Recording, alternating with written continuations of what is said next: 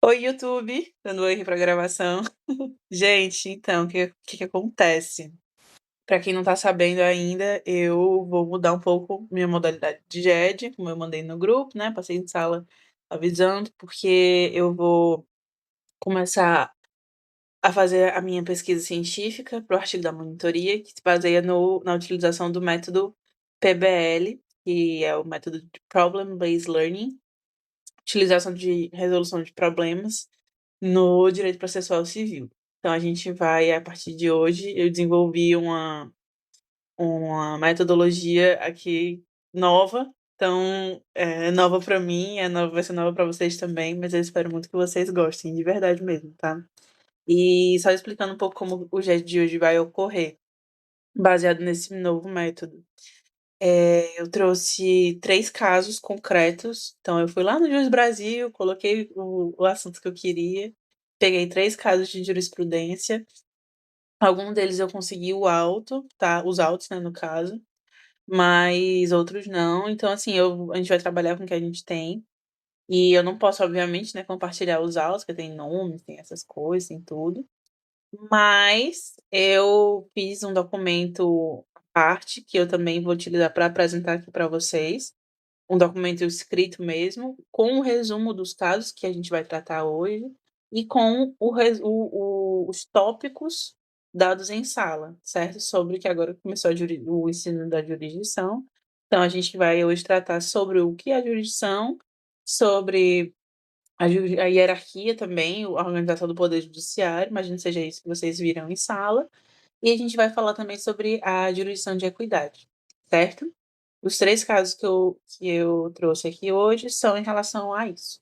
Então, como é que funciona esse método na prática? Eu vou primeiro apresentar o caso para vocês, assim, no cru, no seco, e a partir da minha apresentação do caso, a gente vai analisar o porquê que aquilo ali, qual é a problemática central daquele caso, o que levou ele ao judiciário, né, o que levou ele a ser discutido, e a partir disso eu vou explicar os tópicos que a gente tratou em sala, certo? Então vai ser bem essa metodologia, acho que vai ficar mais claro quando a gente começar efetivamente a aprender, tá bom?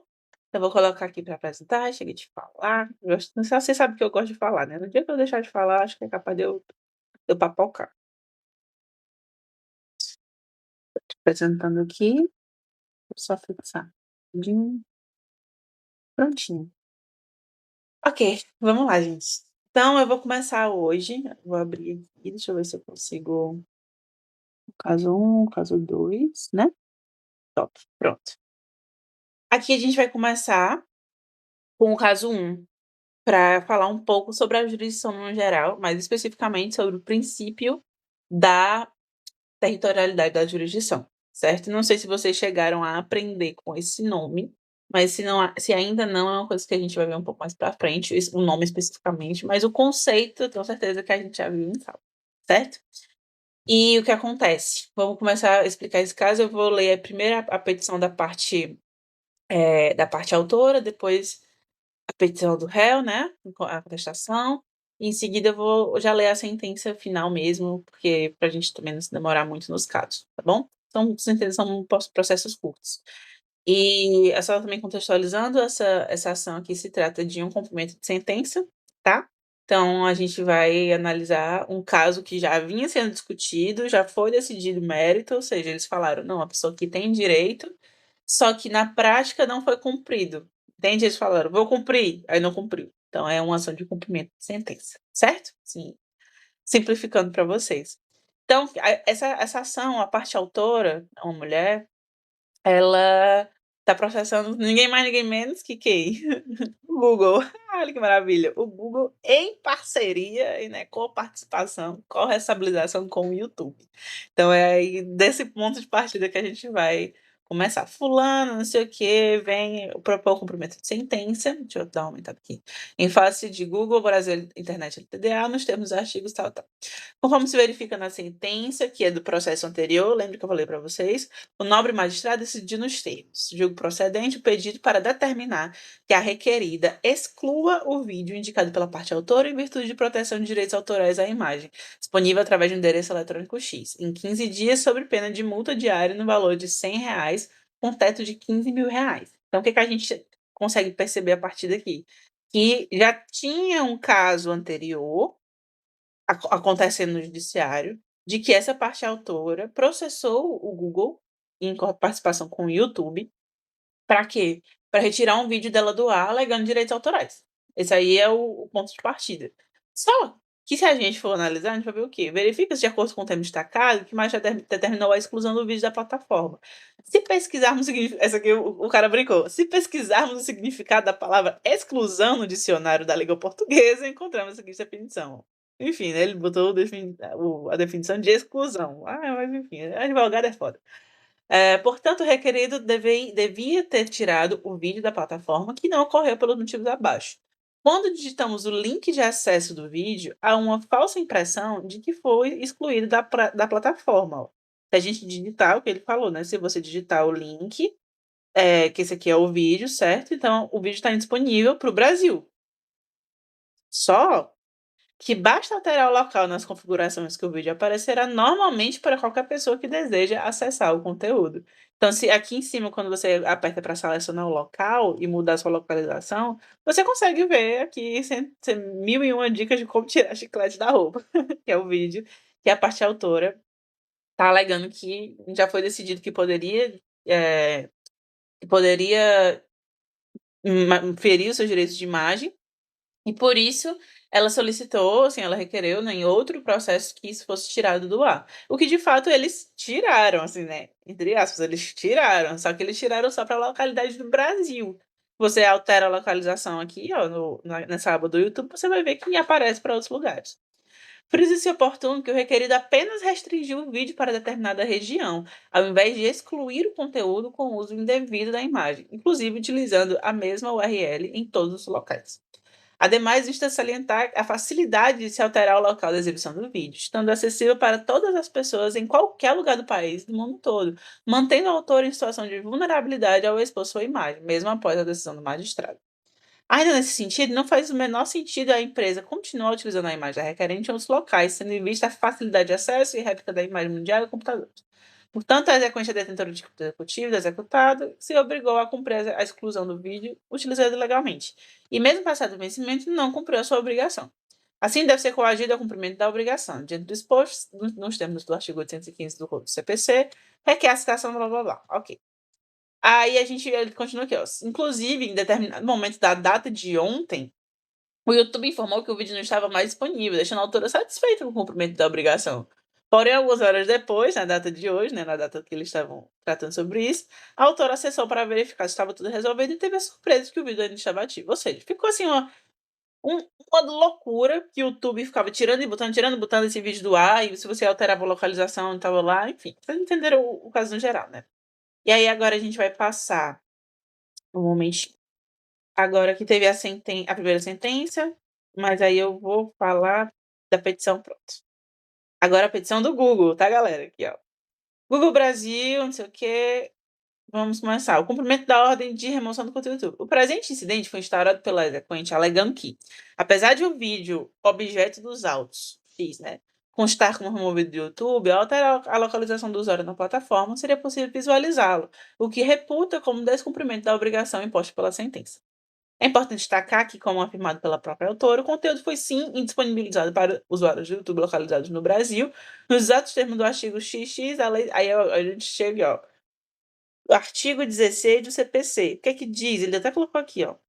A jurisdição civil é exercida pelos juízes e pelos tribunais em todo o território nacional, conforme as disposições deste código. Então, vamos pegar, segurem a informação do artigo 16, tá? Do CPC. E constante recente acordo, não sei o que foi peremptória, foi marca a jurisdição brasileira, não tem competência para determinar alteração de conteúdos em outros países. Olha a loucura. Assim, tendo em vista o princípio da territorialidade, a possibilidade de acesso mediante conexões estrangeiras não tem relevância em razão de determinação de bloqueio de acesso prolongado pelo juiz brasileiro estar restrita ao território nacional. Vocês entenderam, gente? Basicamente, ele está dizendo assim, meu amigo, se você se o vídeo está aparecendo para outros países, você tem que lidar com juízes de outros países. Olha a loucura, porque o juiz brasileiro não tem competência para julgar o caso de. Ai, gente, olha que maluquice! Não, isso é loucura demais. A pessoa dizer que porque o juiz brasileiro está restrito ao território nacional, então se está restrito ao território nacional, não tem porquê? Não, gente, pelo amor de Deus, é cada um aqui que me aparece. Pois bem, eu tomo ciência da pretensão autoral desse acidente executada de boa fé encaminhou a solicitação para seu controladora, a Google, que por sua vez desabilitou a ferramenta de alteração de localidade para o vídeo impugnado pela exequente, o que implica dizer que mesmo que o usuário altere sua localidade, ainda assim o vídeo permanece disponível. Então aqui a gente está numa briga de disse-me-disse, né? Um está dizendo que altera a localidade e o vídeo está disponível, o outro diz que altera e o vídeo está indisponível. Então a gente tem tá tendo essa lead, né? Esse conflito. Posto isso, comprova a colaboração e obediência ao comando judicial por motivo pelo qual requerer seja reconhecido o regular atendimento da obrigação dentro dos limites técnicos, não sei o quê. Aí ela fala que requer que seja reconhecido o cumprimento da obrigação imposta pela sentença, bem como o afastamento da incidência da multa arbitrária. E aí a gente vem agora. Cadê? Isso aqui é outra corda. Agora a gente vem para o despacho, perdão, para a sentença. Deixa eu mostrar aqui para vocês. Deixa eu ver se é essa aqui. Acho que é. Olha a loucura! O que o juiz decidiu desse caso todo que eu acabei de falar.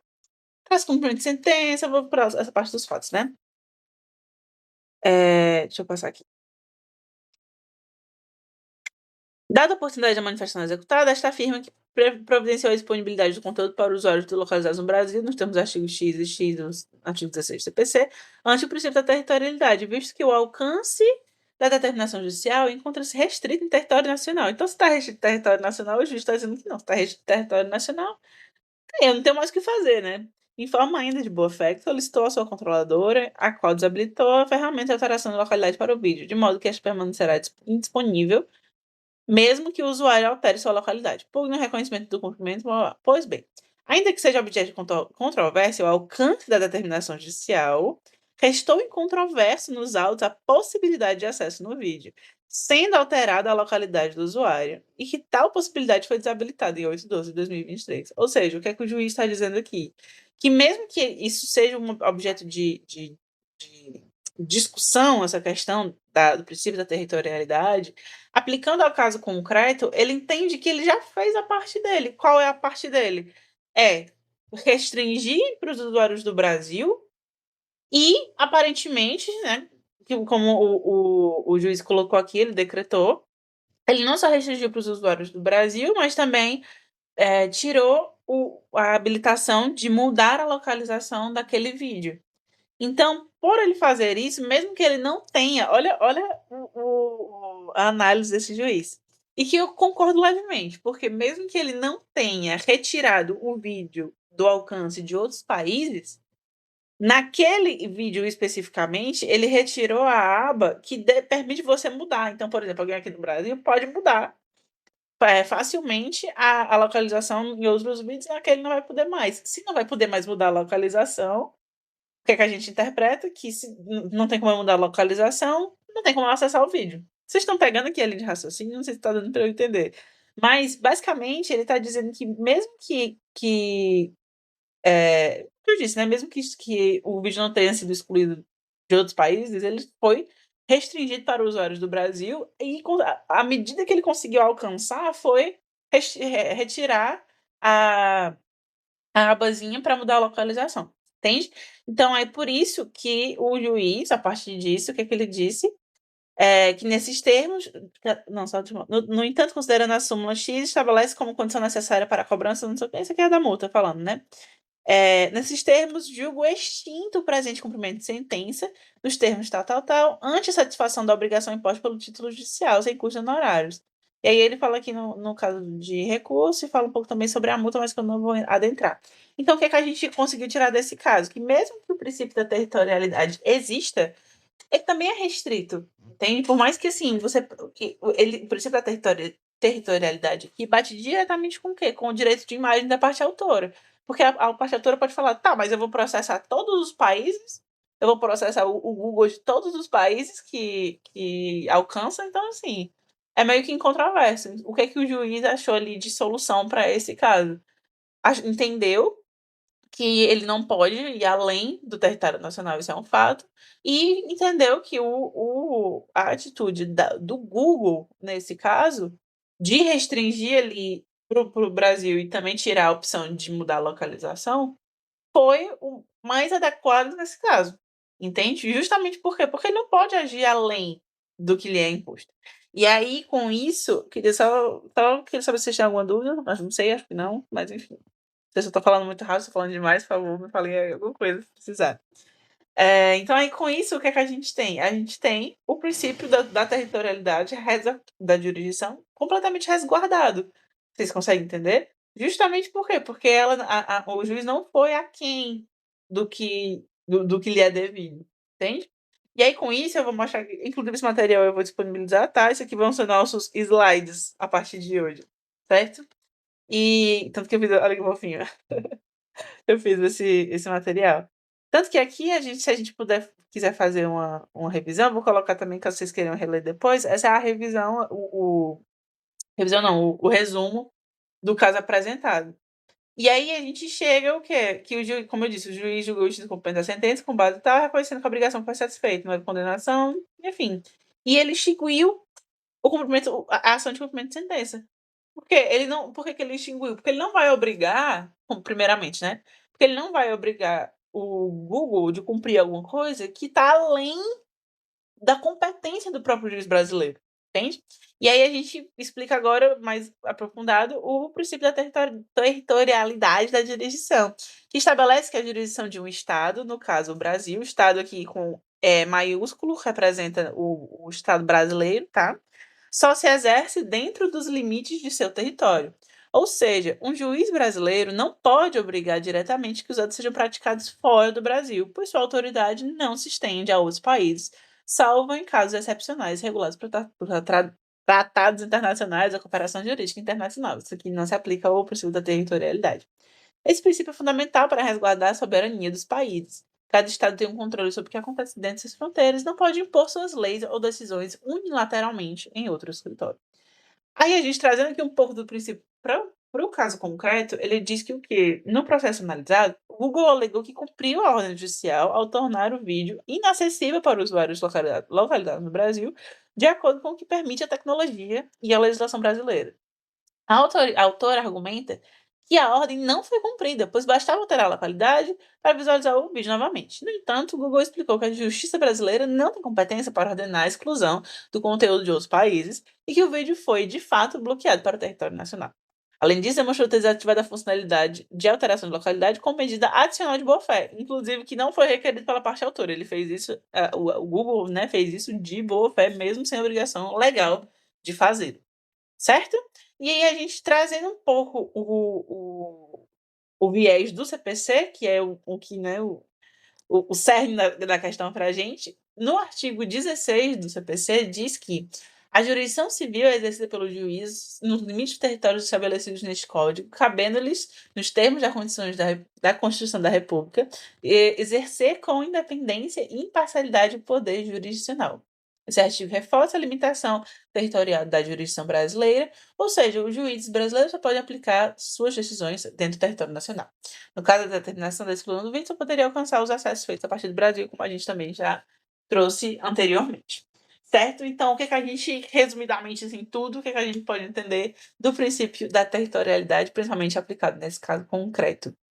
É que a gente não, o juiz, nesse caso, ele não tem competência, ele não tem acesso a decisões tomadas fora do Brasil, em regra, né? Como a gente viu, tem algumas exceções, algumas poucas exceções.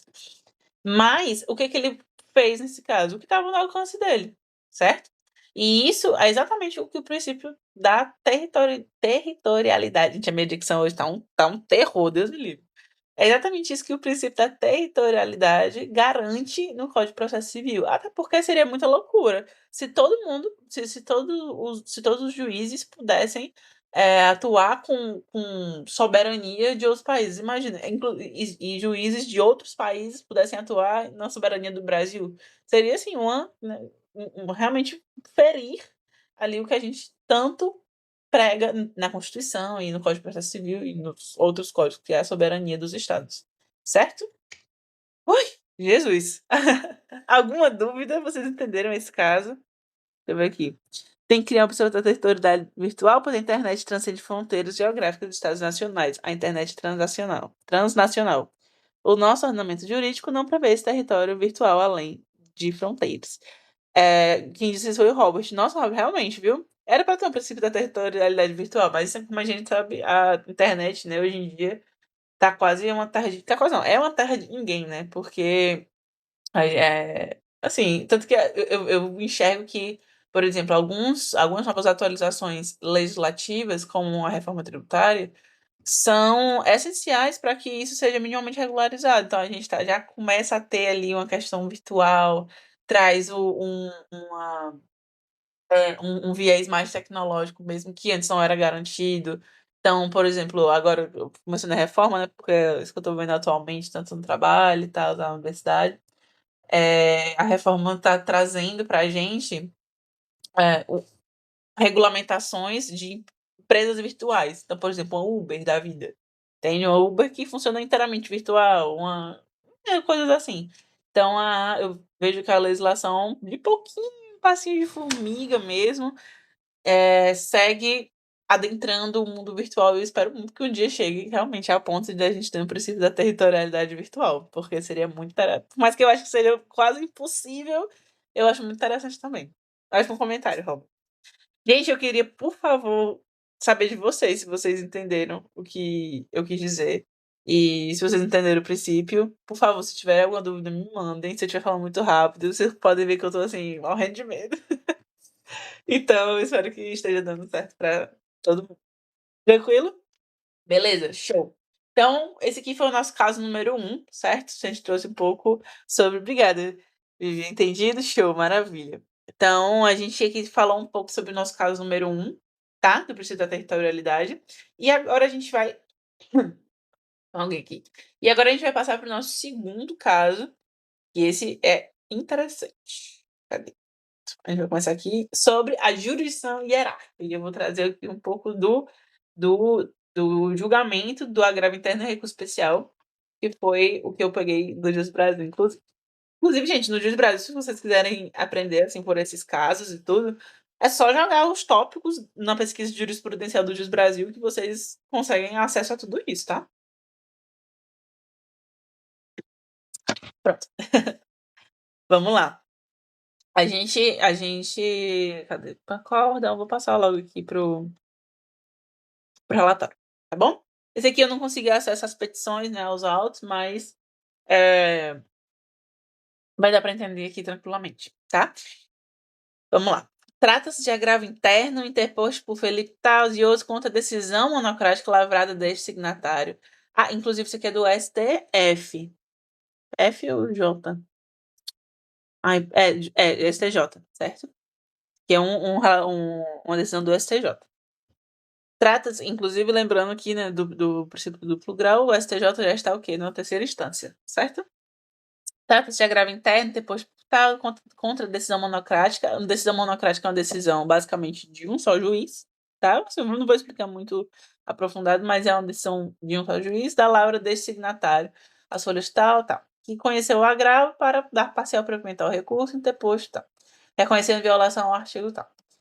Na origem, a demanda versa sob ação anulatória, ou seja, isso aqui é um agravo, que é um estilo processual, um agravo interno ao recurso especial. Eu não vou entrar no mérito disso aqui ainda, mas o processo original é uma ação anulatória de negócio jurídico acumulada com pedido de indenização por danos morais e materiais, propostos pelo agravados fulano, fulano, fulano, em face do outro fulano. É um nome esquisito, né? Maria, parece que bateram com a cabeça no teclado. Não tô brincando. Ora, agravantes na qual, por meio da decisão interlocutória, foi rejeitada a alegação dos réus de inépcia na petição inicial. Em sede de agravo de instrumento, a Corte Estadual desproveu o reclamo nos seguintes termos. É o que eu vou passar, tá? Opostos, na sequência, isso aqui são as peças apresentadas, ele está fazendo um breve resumo. Nas razões de recurso especial, os recorrentes ora agravados apontaram, além do dissídio jurisprudencial, violação pela lei estadual e seguintes positivos, ao argumento de que houve negativa de prestação jurisdicional. Vocês lembram que a gente estudou a prestação jurisdicional? Olha aí onde é que ela aparece. Artigos 17 e 70, ambos do CPC, sustentando sua legitimidade, pois foram os recorrentes que firmaram o instrumento a partir de acordo com através do qual assumiram obrigações mediante erro, sem ter conhecido pleno e real situação dos procedimentos. Bem como afirmamos possível concluir que, apesar de aparentar em determinados documentos que a negociação se deu entre pessoas jurídicas, o negócio que essa parte aqui é menos importante, tá, gente? Estou só passando para vocês entenderem. Calma aí. Eu sei que parece confuso agora. Eu estou só tentando achar aqui a questão. Pronto. A gente chega agora aqui no cerne da questão, tá? Em decisão monocrática, nas folhas tal e tal, este signatário deu parcial provimento ao reclamo, reconhecendo a omissão do acórdão recorrido quanto à alegação de que, sobre as teses de legitimidade, não poderia o Tribunal de Segundo Grau decidir sobre tal matéria, quando não houve apreciação pelo juízo do primeiro grau. É uma clara ofensa ao princípio constitucional do duplo grau da jurisdição. Vocês conseguiram entender? O que aconteceu? O juiz do segundo grau, aqui a gente está na terceira instância já, certo? Aqui no STJ. Mas aí, uma instância abaixo, o juiz do segundo grau decidiu sobre uma matéria na qual o juiz do primeiro grau não decidiu. Ou seja, pelo juiz do primeiro grau não ter passado por esse ponto, o juiz do segundo grau não pode passar. Entende? E resignados os agravantes, interpõe agravo interno, aduzindo em síntese inexistir omissão, acrescentando que o Tribunal de Piso expressamente decidiu que poderia reconhecer da questão da ilegitimidade por tratar de uma condição de ação na matéria, pode reconhecer de ofício em qualquer tempo e grau de jurisdição. Então, aqui ele está dizendo que eles estão alegando que por tratar de uma condição da ação, a matéria pode ser reconhecida de ofício, em qualquer tempo e em qualquer grau da jurisdição. Sendo que será que pode? Agora a gente vai ver o voto do relator. Cadê? Do ministro Marcos Buzzi. O agravo interno não merece acolhida. Ele já disse que não procede.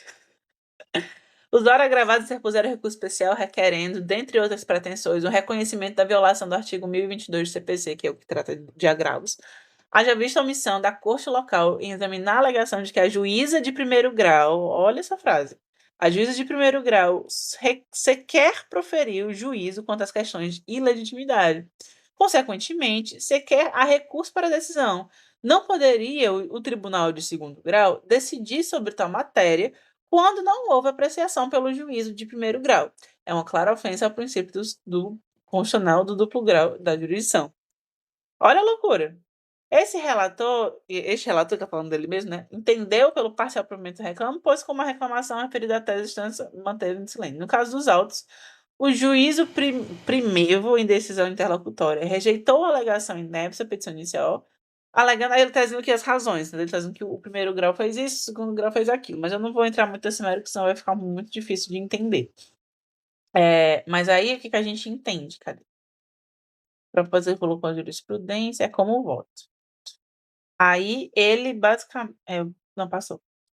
O que aconteceu? Ele votou. Eu não lembro cadê o voto. Desculpa. Ele negou o provimento, certo? Justamente porque, pelo ferimento, certo? Ao princípio do duplo grau da jurisdição. E por que eu tô falando do duplo grau da jurisdição? Se a gente já aprendeu o duplo grau da jurisdição. Porque esse princípio está diretamente ligado a quê? À jurisdição hierárquica, certo? E agora, como eu acho esse caso um pouco mais complicado do que o primeiro, eu fiz um resumo um pouco mais detalhadinho aqui sobre isso, mas eu vou só passar rapidamente, se vocês quiserem ler depois, mas eu vou passar rápido aqui, tá? Rapidinho. No julgamento do agravo interno, o Superior Tribunal de Justiça tratou de uma questão importante como deve funcionar o processo judicial nas diferentes instâncias, a chamada jurisdição hierárquica. Esse princípio garante que os tribunais só possam julgar recursos sobre aquilo que já foi analisado anteriormente por um juiz de primeira instância, respeitando o direito da parte recorrer às decisões. No caso, o autor entrou com uma ação contra o Banco do Brasil, alegando que houve descontos indevidos de sua conta corrente. O juiz de primeiro grau analisou o caso e determinou que o banco devolvesse os valores descontados, mas não chegou a decidir sobre o pedido de indenização por danos morais, que também fazia parte do processo. Então, ou seja, eles entenderam o quê? Que no juízo de primeiro grau ele pediu duas coisas, certo? Ele pediu que cadê? Que o banco devolvesse os valores descontados indevidamente e ele também pediu indenização por danos morais e materiais. Só que o juiz de primeiro grau só decidiu sobre os valores descontados pelo banco, os valores descontados indevidamente. O juiz de primeiro grau não decidiu sobre a indenização por danos morais, que também fazia parte do processo. Quando o caso subiu para o TJ de Maranhão, o tribunal foi além do que o juiz de primeira instância havia decidido. Além de confirmar a devolução dos valores, também condenou o banco a pagar indenização por danos morais, mesmo sem o juiz anterior ter tratado desse ponto. Diante disso, o Banco do Brasil recorreu ao STJ, argumentando que o Tribunal Estadual não poderia ter julgado diretamente um pedido que não foi decidido antes pelo juiz de primeiro grau. O banco alegou que isso violou o princípio do duplo grau de jurisdição, ou seja, o direito de toda parte ter sua causa julgada por dois graus diferentes da jurisdição, primeiro por um juiz, depois por um tribunal, caso haja recurso. A ministra Maria Isabel Bobon, relatora do STJ. Jesus, calma, bebel, caiu tudo. Foi mal. A ministra relatora do caso no STJ reconheceu que o Tribunal Estadual ultrapassou seus limites, porque julgou algo que ainda não tinha, ou seja, o Tribunal Estadual é o TJ do Maranhão, tá? O segundo grau. Porque julgou algo que ainda não tinha sido analisado pela instância inferior. Isso é conhecido como supressão de instância. Isso aqui é muito interessante. E fere o funcionamento da jurisdição hierárquica, que exige que cada grau da justiça cumpra seu papel em ordem. No processo civil brasileiro, essa hierarquia serve para garantir a justiça, o equilíbrio e a possibilidade de defesa em todas as partes. Como a gente já tinha tratado antes, não sei se vocês lembram que quando eu estava explicando o princípio do duplo grau da jurisdição, eu falei o quê? Que é como se fosse uma segunda opinião, certo? Quando você recorre e afins. Pronto, só que nesse caso, a segunda opinião, né, do segundo grau, foi muito além. Aquele médico que, assim, sabe aquele médico que, quando a gente vai no médico e ele diz, a gente fala, não, eu tô, sei lá, eu tô com uma dor aqui na barriga, no estômago. Eu falo assim, mas você tá tomando, sei lá, você não tá com dor de cabeça também, não? Aí eu falo, não, tô só com dor de barriga.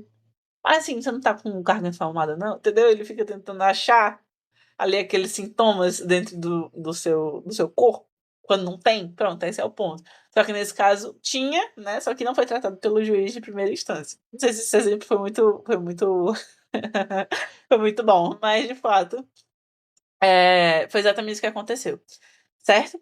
Se o tribunal de um pedido novo diretamente, sem que isso tenha sido feito antes por um juiz, a parte contrária perde o direito de recorrer daquela decisão dentro da estrutura normal do processo. E aí a gente traz aqui um pouco sobre o caso morte, blá, blá, blá, e agora eu vou falar um pouco sobre a hierarquia da jurisdição, certo? Ou seja, vocês entenderam o caso apresentado? Vocês entenderam o problema antes de eu passar aqui para os pontos específicos? Como é que ficou? Pois é, calma. Deixa eu ver o que o Robert tinha mandado aqui. É gratuito o acesso ao Jus Brasil? Robert, se eu não me engano, eu acho que sim. Eu tenho conta. Eu acho que você precisa só criar uma conta no Jus Brasil. Mas ele é super. É 100% gratuito, eu acho. Não, mas, tipo, jurisprudência você pesquisa em todo lugar. É tranquilo. Mas eu acho que sim. E outra coisa que você perguntou, o que significa o termo agravo no jargão jurídico? O significado do termo eu não sei não. Pra ser bem sincero, porque eu nem estudei isso ainda no processo civil, se vocês acreditarem. Mas eu sei por causa da prática, né? Porque eu já fiz. Olha que curioso, eu nunca estudei, mas eu já cheguei a fazer alguns na prática, alguns agravos na prática. E o agravo, deixa eu abrir aqui o CPC para mostrar para vocês, pra vocês entenderem melhor. No 1022, o termo agravo é como se fosse uma revisão de uma decisão, mas é uma espécie de recurso, tá? Que a gente. 1022 não, 1022. Opa! Que 1022? Acho que eu botei foi errado. Agravo. Deixa eu ver se eu acho aqui. Eu não lembro onde é que tá esse artigo. Do agravo. Deixa eu ver se tem. Do agravo. Do agravo, pronto, aqui eu não sei se esse caso aqui é agravo de instrumento, eu acho que é. Deixa eu dar uma olhada. Aí eu já explico aqui pra vocês rapidamente. É um agravo interno, mas dá pra entender aqui um pouco. Agravo de instrumento contra decisões que versarem sobre. Aí a gente tem aqui tutelas, mérito, rejeição, incidente de desconsideração. Ele fala aqui todos os casos que você pode. É como se fosse um estilo de recurso, sabe? O agravo de instrumento será dirigido pelo tribunal, a petição do agravo será instruída obrigatoriamente com cópia. Isso aqui ele fala como se fosse um estilo de recurso sobre determinada decisão. Aí tem vários tipos de agravo. Tem agravo interno, tem agravo de instrumento, tem agravo sobre recurso especial, sobre recurso extraordinário. Então, cada um dos agravos é um tipo de recurso em cima de uma decisão sem que esteja obrigatoriamente no curso processual. Tem, porque assim, você não é obrigado a interpor um agravo. Se você não quiser. Dependendo assim, da situação, se você não quiser, você não precisa. Tipo, mesma coisa de um embargo de declaração. Você não é obrigado a interpor um embargo de declaração, mas você pode. Entende? Embargar uma decisão que seja omissa, que seja obscura. Pronto, nesse caso. Se fosse eu, nesse caso do que eu expliquei agora, do juiz de primeira instância, que o juiz de primeira instância não tivesse tratado da decisão, inclusive eu acho que eles fizeram isso mesmo, de interpor, apresentar, não sei como é que fala, agravo, embargo de declaração, porque quando esse é o 1022, porque quando a decisão ela é obscura, ela omite, ela é omissa e afins, embargo de declaração contra qualquer decisão judicial para esclarecer a obscuridade ou eliminar a contradição, suprir a omissão de ponto ou questão sobre qualquer deveria o juiz de ofício e corrigir erro material. Então, tipo assim, o que é que a gente consegue entender a partir disso? Que os agravos, né, assim como os embargos também, são espécies de recurso, são meios de impugnação de alguma coisa. Cada um deles serve para uma coisa, mas o termo específico é agravo, na minha concepção, não sei o que é não. Mas enfim. Então a gente, beleza, vocês entenderam essa partezinha aqui. Então a gente vai agora adentrar um pouco, né, já que eu expliquei o caso, agora a gente vai dar uma funiladinha para entender o que é a hierarquia da jurisdição e no processo civil, mais especificamente, uma parte importantíssima, que é a jurisdição inferior e a superior, certo? A gente vai falar um pouco disso agora. No direito processual civil, a jurisdição é um poder que o Estado exerce sobre meio que os juízes e tribunais para resolver conflitos entre as pessoas, aplicando a lei aos casos concretos. Esse poder é organizado em graus hierárquicos, que compõem o que chamamos de jurisdição hierárquica, certo? O que é a hierarquia da jurisdição? Significa que o sistema judicial está estruturado em diferentes níveis ou instâncias, cada um com funções e competências específicas. Essa estrutura garante uma revisão das decisões e mais segurança jurídica ao processo, como uma segunda opinião. Lembra? Eu até coloquei. As principais instâncias são o primeiro grau, que é a jurisdição inferior, onde o processo se inicia. As decisões são proferidas por um juiz singular, que é um juiz de direito. O segundo grau é a jurisdição superior, onde os recursos contra as decisões do primeiro grau são julgados. As decisões são tomadas por tribunais colegiados, como os tribunais de justiça e os tribunais regionais federais. E as instâncias superiores, o Supremo Tribunal de Justiça e o Supremo Tribunal Federal, que analisam questões de direito federal constitucional sem reexaminar fatos e provas. Isso aqui é muito importante, inclusive, sem examinar fatos e provas. E aí a gente vem agora, né, trazendo, só lembrando rapidamente o princípio do duplo grau da jurisdição, como eu também já expliquei aqui, como a gente já estudou anteriormente no processo, assegura que toda decisão judicial possa ser revista por uma instância superior, seja a parte vencida tem o direito de recorrer para que outro órgão judicial reanalise o caso. Ele está implícito na Constituição Federal e é fundamental para garantir o controle dos atos judiciais, a correção de eventuais erros ou abusos e equilíbrio o abuso e o equilíbrio entre as partes do processo. Certinho? E aí a gente traz um pouco aqui, coloquei uma tabelinha para diferenciar a jurisdição inferior da superior. Na jurisdição inferior, a gente tem que elas são exercidas por juízes de primeira instância, a que ela analisa os fatos e provas do caso, dá início ao processo e não julga o recurso. Na jurisdição superior, a gente diz também que ela é exercida por desembargadores e ministros, analisa principalmente questões jurídicas de interpretação da lei e revisa questões de instância inferior e julga os recursos, apelações ou agravos, etc. Certo? E a questão da supressão de instância, eu acredito que isso aqui não tenha sido tratado em sala, só que a gente tratou disso no nosso caso, e ele é importante também, que é quando o tribunal julga diretamente um pedido que ainda não foi apreciado pelo juiz de primeiro grau, que é justamente quando ocorre a supressão de instância, o que viola o princípio da hierarquia e do duplo grau da jurisdição. Esse tipo de erro tira o erro da parte de recorrer sobre determinado ponto, já que não houve uma decisão judicial, uma decisão inicial sobre ele. Então é aquele negócio, como é que eu vou recorrer sobre determinada decisão, tipo assim, no juízo inferior, no juízo de primeira instância. Ele decidiu sobre 2 pontos específicos, que era a questão dos valores descontados indevidamente, lembra do caso que a gente acabou de ver? E o segundo, ele tratou sobre a questão o que foi, meu Deus? Agora me fugiu a cabeça. Primeiro foi os valores e aí depois foi o putz, me fugiu a cabeça agora. Esqueci, estava construindo a linha de raciocínio e me distraí. Enfim, cadê? Sobre os danos morais. Pronto, lembrei. Então a gente teve a questão primeiro dos valores contados e segundo dos danos morais, certo? Se eu não pensa, eu sou o autor, aí eu tive a decisão, né, que ele me devolveu os valores, mas que ele não falou sobre isso aqui. Como é que a outra parte, que no caso o Banco do Brasil, como é que o Banco do Brasil poderia recorrer sobre essa decisão, sobre essa questão dos danos morais, se não foi decidido? Entende? Então, se não foi decidido, como é que ele vai recorrer sobre uma coisa que não foi tratada na decisão?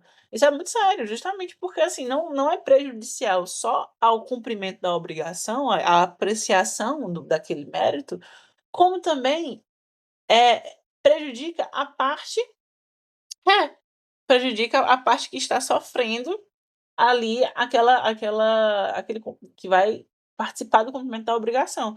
Então eu preciso obrigatoriamente que as decisões sejam as decisões judiciais, as decisões dos juízes de primeira e segunda instância, tratem de todos os pontos que a gente abordou anteriormente. Por quê? Porque se não tratar, prejudica tanto o autor quanto o réu, certo? Porque assim, você pode até pensar, não, mas aqui já que ele não tratou de danos morais, eu não vou, eu tô achando bom, porque aí eu não vou ter que pagar danos morais.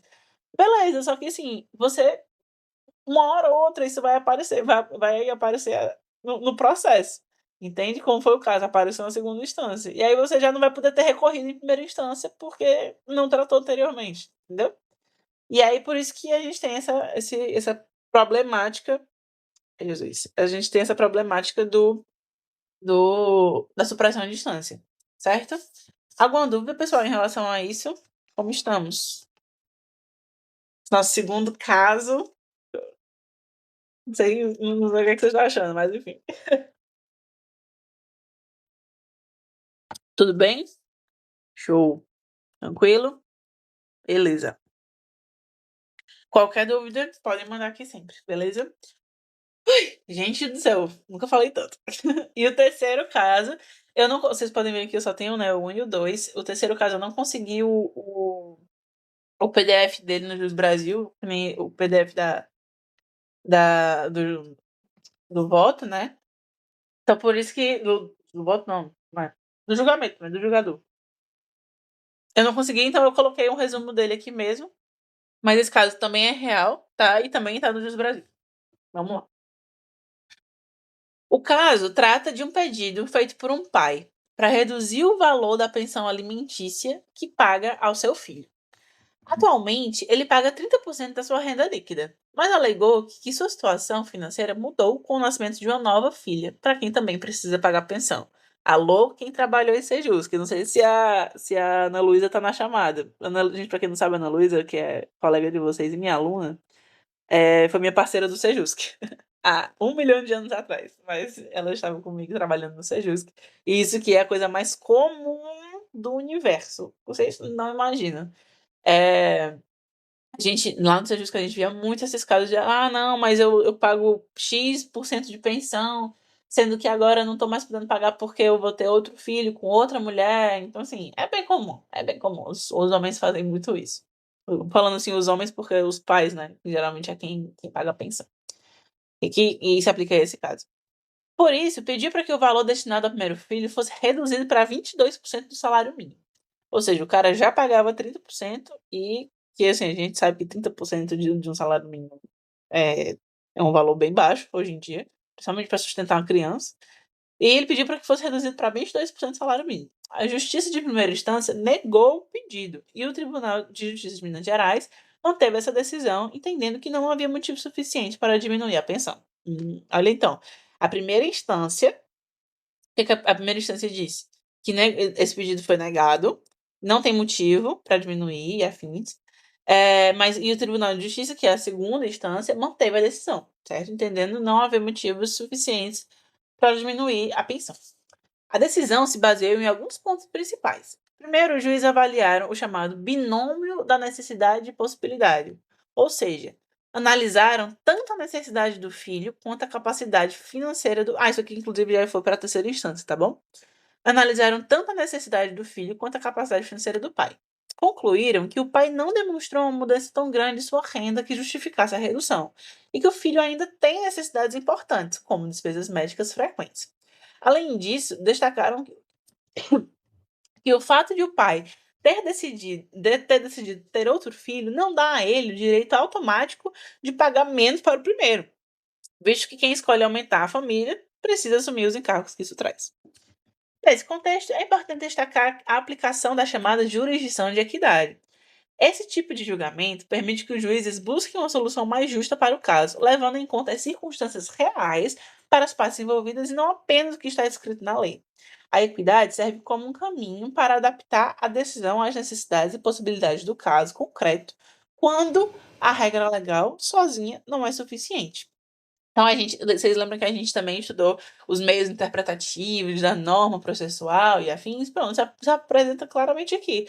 Por exemplo, é muito comum a gente ver decisões que a lei está de um jeito, só que o juiz vai lá e decide de outro, porque o caso concreto não condiz com a aplicação daquele artigo. Obviamente, a legislação limpa e seca, né, a legislação pura, não tem como prever todos os casos, não tem como prever tudo, que possa vir a acontecer num caso concreto, possa vir a acontecer na prática. Então é por isso que a jurisdição de equidade existe. Por quê? Porque em casos como esse, ele vai analisar 2 pontos, o binômio, como a gente colocou aqui, né, o binômio necessidade e possibilidade. A gente vai analisar o que é que o pai pode pagar com a necessidade do seu primeiro filho, que não pode ser prejudicada, as necessidades do primeiro filho não podem ser, inviabilizadas ou diminuídas por causa de um segundo filho, entende? E a gente coloca cadê? Esse tipo de julgamento permite que eles busquem solução mais justa, blá-blá-blá. A equidade serve como um caminho para adaptar a decisão às necessidades e possibilidades do caso concreto, quando a regra legal sozinha não é suficiente. No voto vencido, ou seja, a gente teve o relator, certo? O relator, o desembargador, ele teve o voto dele foi vencido pelos outros conselheiros, pelos outros julgadores, no caso. O desembargador defendeu que a obrigação de pagar pensão deve ser analisada sobre a ótica da equidade. Ele argumentou que o nascimento de outro filho pode sim ser considerado como uma mudança relevante na vida do pai, desde que essa nova realidade seja equilibrada com a necessidade dos filhos e sua capacidade de pagar. Ele também citou o princípio da igualdade entre os filhos, previsto na Constituição e no Código Civil, lembrando que os filhos diferentes em relacionamentos devem ser tratados com o mesmo cuidado, respeito e particularidade de cada caso. Apesar do relator ter esse entendimento, ou seja, o julgador teve inicialmente esse entendimento, a maioria dos desembargadores entendeu que, naquele caso específico, não havia justificativa suficiente para reduzir o valor da pensão. Então, assim, como eu não tive acesso aos autos, eu não tenho como saber exatamente o que aconteceu ali. Mas quando ele falou que naquele caso específico não havia justificativo, o que eu imagino? Eu imagino que possa ser uma pessoa de boa condição. Boa condição não, mas assim, de uma condição ok, entende? Então, talvez não seja uma pessoa que ganhe um salário mínimo, porque ainda tem isso, né? A gente se baseia pelo salário mínimo, só que às vezes a pessoa não ganha um salário mínimo. Então ela tá pagando 30% do salário mínimo, ganhando, sei lá, 3, 4 salários. Também já vi isso não ser justo, que já aconteceu, entende? Então aí por que a gente tá dizendo isso? Porque ele está dizendo que apesar de que, ok, é lindo isso, essa questão de que o desembargador falou, que precisa defender que a igualdade ali entre os filhos e que essa é uma justificativa plausível, os outros conselheiros, os outros julgadores daquele órgão falaram o quê? Que nesse caso concreto não tem justificativa suficiente para reduzir o valor da pensão. Assim, eles decidiram manter o valor anterior, reforçando a prioridade da proteção à criança, como determina o artigo 227 da Constituição Federal. E esse foi o nosso caso.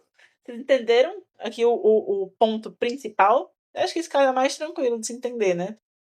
O ponto principal desse caso foi o quê? A diferença ali de tratamento que o pai queria alegar para os filhos. Ele queria dizer assim, pô, beleza, eu tô tendo outro filho agora, eu não vou conseguir pagar a pensão para aquele primeiro. Só que os julgadores entenderam o quê? Que, meu amigo, no caso concreto, com toda certeza esse cara tem dinheiro, entendeu? Assim, não pode não ser um dinheiro, aquela coisa assim, né? Que tá sobrando, mas ele tem condição. Entende? Eles devem ter analisado as provas, devem ter analisado os fatos, ele com certeza tem uma condição. E aí, nesse caso, a gente aborda exatamente o quê? A jurisdição de equidade, que é aquela que o juiz decide o caso com base não apenas na lei escrita, mas também nos princípios da justiça, na razoabilidade e na proporcionalidade. Eu adoro o princípio da proporcionalidade, adoro. Porque para mim ele é a base de absolutamente todas as decisões judiciais, certo?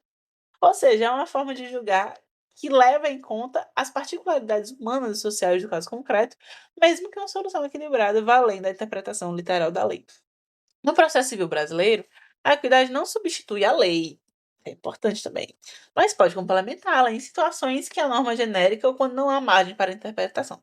É muito utilizada em áreas como direito de família, onde os julgadores muitas vezes precisam considerar aspectos afetivos, sociais e econômicos para chegar a uma solução justa e adequada. E aí, a aplicação no caso concreto, a gente tem o que eu trouxe já, né? Destacou a aplicação da equidade, blá blá blá. Esse voto merecido reconheceu que seria possível revisar a pensão para evitar que um filho fosse privilegiado em detrimento do outro. A ideia era buscar um equilíbrio justo sem comprometer o sustento de nenhum dos filhos, mas levando em conta a realidade concreta do genitor. A divergência entre os julgadores reflete justamente duas formas de enxergar o mesmo problema. A maioria adotou uma visão mais legalista, focada na ausência de provas contundentes sobre a alegada dificuldade financeira e na prioridade absoluta dos direitos da criança. Enquanto o outro, o voto vencido, né, que o do desembargador, adotou uma perspectiva mais equitativa, reconhecendo a importância da lei, mas valorizando a necessidade de ajustar a decisão à realidade do caso, aplicando o princípio da equidade para tentar garantir a justiça material entre os filhos do mesmo pai. O que não aconteceu, né? Porque, no caso, ele foi o voto vencido, como aqui mesmo disse, porque a maioria adotou a visão legalista, dizendo que não tem provas suficientes, como eu disse, né? Eu não tive acesso aos autos, mas eu tenho certeza que essas provas aqui deviam ser boas. Então era dificuldade financeira, blá blá blá. Entende? Então, assim, nesse caso concreto, a gente utilizou a forma mais legalista, mesmo que o voto vencido tenha tentado ali dar trazer um pouco da equidade da jurisdição. Certo, galera? Caraca, 1 hora de jet. Gente, eu espero que vocês tenham gostado. Esse foi o nosso jadinho de hoje. Desculpa se eu falei tremendamente muito, mas assim, eu espero que tenha dado certo. Enfim, né? Vou dar aqui a presente para os meus aluninhos, por favor, meus aluninhos preencham. Espero também que tenha sido proveitoso. E é isso, gente. Vamos por mais aí para sempre, porque isso é uma novidade para mim também. Eu vou continuar tentando muito fazer com que isso dê certo. E eu espero que vocês tentem também, porque eu quero muito ver o sucesso de vocês, tá bom?